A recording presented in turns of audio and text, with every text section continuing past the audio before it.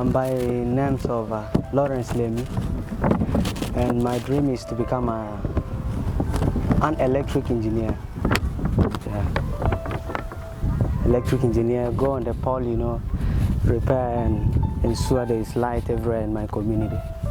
Yeah, so people don't need to walk in darkness again, whereby, you know, and many people couldn't have, you know, this electric power around their homes because of expensive, you know, expense to install it. You know, even sometimes to hire these guys, masons that could wire it up for them is very expensive. So I think I have the love for this, for being an electric man, just because I could extend a cheaper, you know, service to my community. Yeah. That's why I'm really in need of this dream. It has been a marvelous one.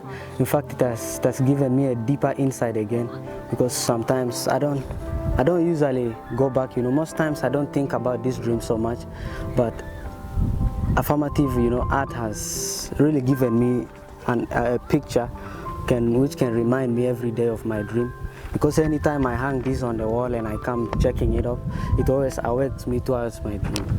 Yeah. So it's a good experience for me, because it's going to serve like a reminder forever, and it will strengthen me to continue pursuing my goal.